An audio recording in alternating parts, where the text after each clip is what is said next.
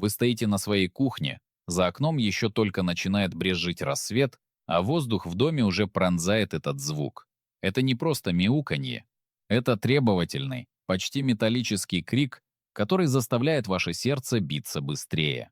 Вы вскакиваете с кровати, нащупываете тапочки и спешите к миске, лишь бы этот звук прекратился. Для вас это акт спасения своего сна и проявления заботы, но правда, скрытая за этим утренним концертом, гораздо глубже. Ваша кошка не просто разговаривает с вами. Она ведет переговоры, в которых вы, скорее всего, проигрываете. Ваша кошка — это высокоточный пустынный хищник в меховом костюме, чья биология и инстинкты оттачивались миллионы лет. В ее сознании вы не просто хозяин, а очень большая, на удивление неуклюжая, но бесконечно любимая кошка, лидер ее колонии и главный гарант безопасности. И когда ваша маленькая кошка начинает кричать слишком много, это часто не крик о помощи. Это признак того, что созданные вами из любви привычки сделали ее менее адаптируемой, менее уверенной в себе и более подверженной стрессу, когда жизнь идет не по ее сценарию. Сегодня мы разберем 11 признаков того, что ваша кошка слишком много кричит, и поймем, что на самом деле стоит за этим вокальным давлением. Мы узнаем, почему избалованность — это не про количество игрушек, а про опасные ожидания, и почему ваше «да» на каждый крик на самом деле лишает вашу кошку чувства безопасности. Признак номер 1. Кризис сдвинутой миски. Вы помыли пол и случайно сдвинули миску кошки на 10 сантиметров в сторону. И вдруг это превращается в трагедию. Кошка стоит над пустой или даже полной миской и кричит так, будто мир рушится. Кошки обожают рутину, для них предсказуемость равна безопасности. Но когда каждое малейшее предпочтение кошки всегда безоговорочно удовлетворяется, она становится менее толерантной даже к крошечным изменениям. Этот крик — признак того, что кошка потеряла гибкость.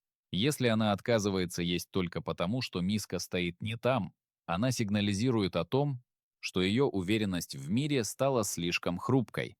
Признак номер 2. Ночной концерт и рефлекс вставания. Это классическая сцена. 3 часа ночи, лапа на вашем лице, мяуканье прямо в ухо или грохот падающих с тумбочки вещей. И вы встаете. Вы идете на кухню, насыпаете корм или просто гладите ее, чтобы она замолчала. В этот момент важно не то, что делает она, а то, что делаете вы. Это работает. Каждый раз, когда вы реагируете на ночной крик, вы преподаете ей урок. Вы учите ее ровно тому, как получить результат. Вы думаете, что проявляете любовь, но на самом деле вы закрепляете привычку, которая делает сон ваш и ее прерывистым и тревожным. Признак номер 3. Свежее прямо сейчас искусство переговоров.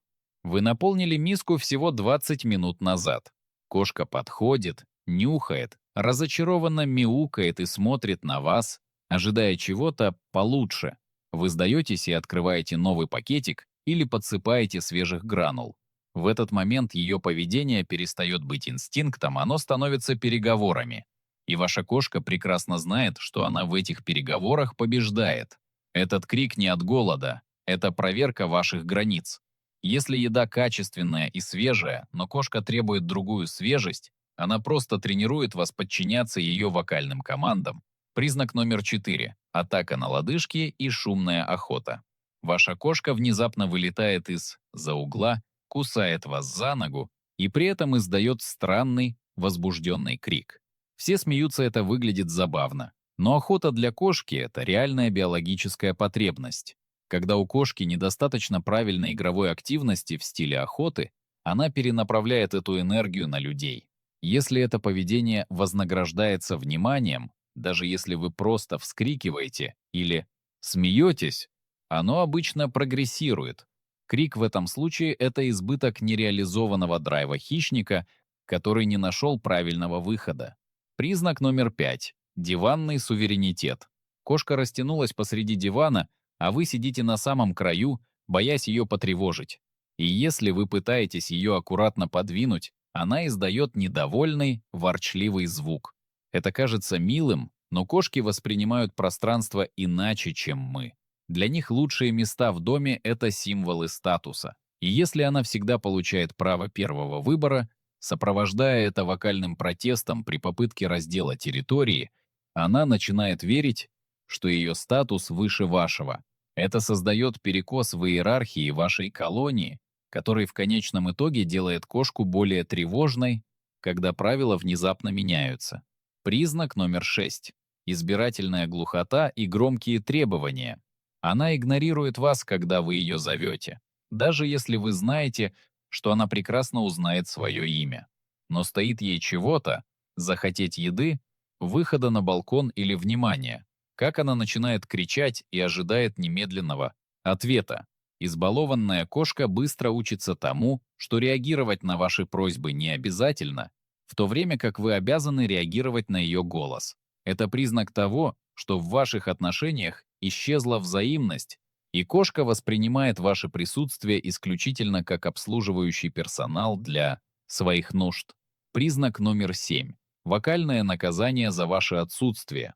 Вы вернулись домой после долгого отсутствия, а кошка встречает вас не мурлыканьем, а серией недовольных, резких криков или, наоборот, демонстративно холодным плечом, которое сменяется громким мяуканьем. Она научилась тому, что демонстрация недовольства через голос приносит ей дополнительную порцию ласки, лакомств и ваших извинений. Вы чувствуете себя виноватым и пытаетесь загладить вину, тем самым подтверждая ее тактику. Крик после разлуки — это отличный способ манипулировать вашими эмоциями. Признак номер 8. Диктатура клавиатуры. Вы садитесь за компьютер, открываете книгу или берете в руки телефон, и кошка тут как тут, она садится прямо на клавиатуру и начинает настойчиво мяукать. Вона не просто йште близости. Она следит за тем, чтобы ваше внимание оставалось именно там, где хочет она. Этот крик — инструмент контроля. Кошка не просто хочет быть рядом, она хочет доминировать над вашим фокусом внимания. Если вы немедленно бросаете дела и начинаете ее гладить, вы подтверждаете, что ее вокальный сигнал важнее любой вашей деятельности. Признак номер 9. Вы меняете свою жизнь ради ее тишины.